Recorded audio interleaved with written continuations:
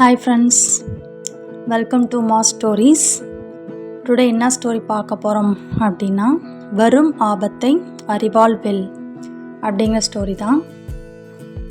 இது ஒரு தெனாலிராமனுடைய ஒரு கத்திரிக்காய் கதை. ஒரு ஊரில் கிருஷ்ணதேவராயர் அப்படின்னு ஒரு அரசர் இருந்தார். அவர் மதியானம் உணவுக்காக போகிறார். அப்போ கத்திரிக்காயில் செஞ்ச அறுசுவை உணவு பரிமாறுறாங்க. அதை அவர் சாப்பிட்றாரு. சாப்பிட்டோன்னா ரொம்ப மிகுந்த சுவையாக இருந்துச்சு. அவருக்கு இது மாதிரி இது வரைக்கும் சாப்பிட்டதே இல்லை, பிரமாதம், இது எங்கே விளைஞ்ச கத்திரிக்காய் அப்படின்னு கேட்குறாரு. உடனே மற்றவர்களும் இது நம்ம தோட்டத்தில் விளைஞ்ச கத்திரிக்காய் தான் அப்படின்னு சொல்கிறாங்க. உடனே கிருஷ்ணதேவரா இந்த கத்திரிக்காய் யாருமே பறிக்கக்கூடாது அப்படின்னு ஆணையிட்டுறாரு. உடனே அந்த ஊரில் போய் எல்லாட்டையும் அனௌன்ஸ் பண்ணுறாங்க, இது மாதிரி இந்த தோட்டத்தில் இருக்க கத்திரிக்காவை யாரும் பறிக்கக்கூடாது, பறித்தா அவங்களுக்கு சரியான தண்டனை கிடைக்கும்னு அரசு அறிவிச்சிட்டாரு அப்படின்னு சொல்கிறாங்க. மறுநாள் கிருஷ்ணதேவரா தெனாலிராமனும் சாப்பிட்றாங்க. ஸோ அதே மாதிரி மதியானம் அந்த கத்திரிக்காய் கறியை பரிமாறுறாங்க. தெனாலிராமனும் சாப்பிட்டு இது மாதிரி நான் சாப்பிட்டதே கிடையாது, ரொம்ப சுவையாக இருக்குது அப்படின்னு அவர் புகழ்கிறாரு.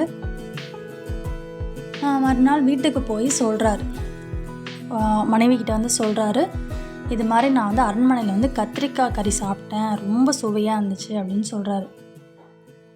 சொன்னோன்னே ஒய்ஃப், எனக்கு கொண்டு வராமல் நீங்கள் மட்டும் சாப்பிட்டீங்களா, சாப்பிட்டு சொல்கிறீங்க எனக்கு வேணும், ஷுவராக எனக்கு வேணும், நீங்கள் போய் பறிச்சுட்டு வாங்க அப்படின்னு ஒய்ஃப் சொல்கிறாங்க.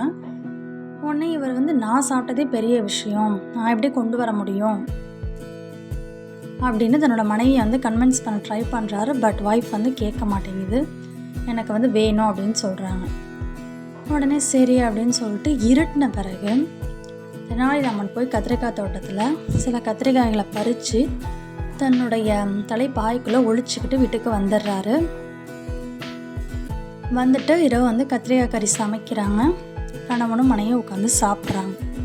உடனே மனைவி சொல்கிறா, எப்படி நம்ம பையனை விட்டுட்டு நம்ம சாப்பிட முடியும், பையனை எழுப்புங்க, அவனுக்கு கொடுப்போம் அப்படின்னு சொல்கிறாரு. பையன் வெளியில் படுத்து தூங்கிட்டு இருக்கான். வினையே வேணாம், இவனுக்கு கொடுத்தோம்னா கண்டிப்பாக நம்ம மாட்டிக்குவோம், வளரிடுவான் ஏதாவது அப்படின்னு தெனாலிராமன் சொல்கிறாரு. மனைவி எதை கேட்கல, இல்லை பையனுக்கு கண்டிப்பாக கொடுத்தே ஆகணும், அவனை விட்டுட்டு சாப்பிட முடியாது அப்படின்னு சொல்கிறாங்க.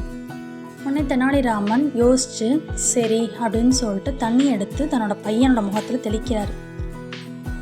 வெளியில் மழை பெய்யுது, உள்ளருக்க படுப்பா அப்படின்னு சொல்லிட்டு டவல் எடுத்து அவனோட தலையை நல்லா தோட்டி விட்டுட்டு ஷர்ட்லாம் கழட்டிட்டு அவனுக்கு கத்திரிக்காய் செஞ்ச அந்த அறுசுவை உணவை கொடுத்து அவனும் சுவையாக சாப்பிட்றான். சாப்பிட்டுட்டு தூங்கிடுறான்.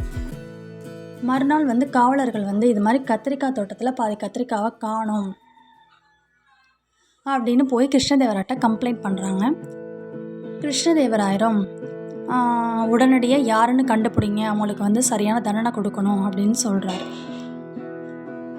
தெனாலிராமன் திருத்தன்னு முழிக்கிறார். உடனே தெனாலிராமனை அவரோட பையனையும் விசாரிக்கிறாங்க. அப்போ அவன் பையன்கிட்ட விசாரிக்கும் போது, ஆமாம் நேற்று நான் மழை பெஞ்சிச்சு, அப்போ உள்ளருக்க கத்திரிக்காய் சாப்பிட்டுட்டு படுத்தேன் அப்படின்னு சொல்கிறான். உடனே கிருஷ்ணதேவராயருக்கு மிகுந்த கோவம் வந்துடுது. அப்போ நீங்கள் தான் திருடினீங்களா, உங்களுக்கு சரியான தண்டனை கொடுக்க போகிறேன் அப்படின்னு சொல்கிறாரு. உடனே தெனாலிராமன் சொல்கிறாரு, இல்லை அரசே, நேற்று நான் இங்கே சாப்பிட்டுட்டு போன கத்திரிக்காய் பற்றி என் மனைவிகிட்ட சொல்லிக்கிட்டு இருந்தேன்.